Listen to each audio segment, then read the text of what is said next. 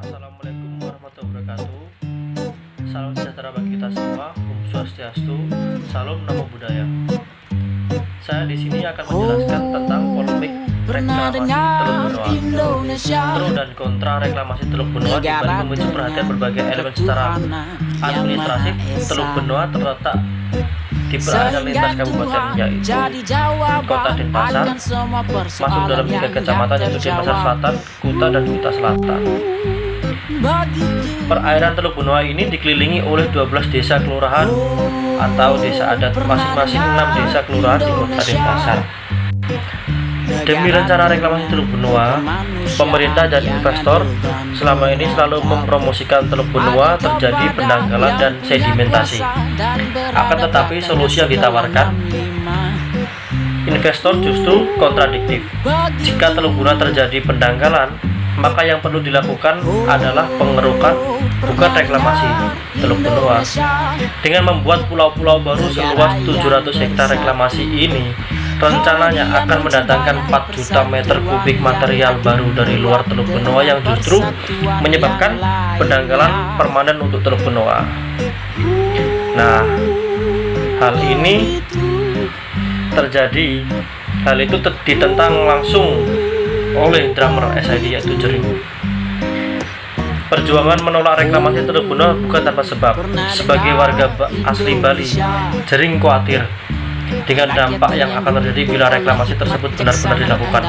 Penolakan reklamasi yang sudah berjalan sekitar 7 tahun sebenarnya hanya melawan politik tanah murah, karena secara faktual harga tanah seluruh di Indonesia, bahkan mungkin di Asia Tenggara, paling murah itu adalah di Bali Selatan. Bali Selatan sendiri meliputi Kuta, Nusa Dua, Jimbaran, Seminyak, dan sekitarnya. Jadi investor yang ingin membuat bagaimana mereka memiliki aset tanah seluas 800 hektar tanpa harus membeli tanah yang telah tersebut dengan cara menguruk laut. Nah, dengan menguruk laut seluas 800 hektar tersebut, itu biayanya jauh lebih murah dibanding membeli tanah yang sudah ada. Sayangnya daerah yang hendak diuruk itu adalah daerah konservasi, yang artinya daerah itu mutlak harus dilindungi dan tidak dapat diganggu-gugat, tidak boleh dibangun apapun juga. Situ kawan-kawan. Jering selama ini memang kerap bicara belak-belakan mengkritik sejumlah kebijakan pemerintah yang dianggap bermasalah, termasuk soal Teluk Benoa. Melalui akun Twitternya, ia mengaku telah melapor kepada Jokowi terkait proyek itu sejak 15 April 2015. Namun hingga saat ini belum ada hasil signifikan terkait kelanjutan proyek tersebut. Hingga akhirnya pada 27 Agustus kemarin, KLHK menyatakan AMDAL proyek reklamasi masih perlu dilengkapi. Selain itu, izin dipegang PT TWBI telah kedaluarsa sejak pukul 00 WIB tanggal 26 Agustus 2018.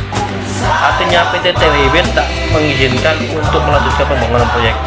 PT TWIB itu adalah PT yang membawahi, yang akan memegang dari investor-investor itu.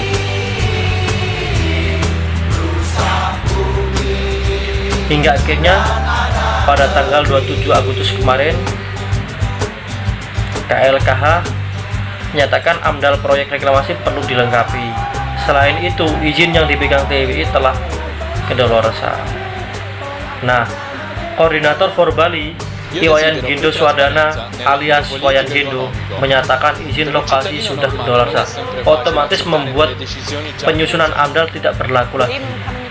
Nah, di sini dasar hukumnya sesuai aturan dalam pasal 19 ayat 5 Perpres 12 bulan 2 tahun 2012, izin lokasi berlaku 2 tahun dan dapat diperpanjang 1 kali selama 1 tahun. Izin lokasi itu telah diberikan sejak tahun 2014 hingga 2016, kemudian diperpanjang pada tahun 2016 hingga habis masa berlakunya pada 26 Agustus kemarin. Jadi kalau izin lokasi sudah habis, tidak bisa lagi membahas AMDAL pada dasarnya kalau membahas AMDAL kan sudah tidak bisa lagi perusahaan memperbaiki, maka sudahlah proyek itu, ucap begitu. Dan di sini saya sendiri bersikap ikut menolak reklamasi Teluk Benoa karena saya juga turut bersimpati ingin menjaga kelestarian alam Bali, alam Indonesia demi anak cucu kita nanti. Tolak reklamasi, Bali tolak reklamasi.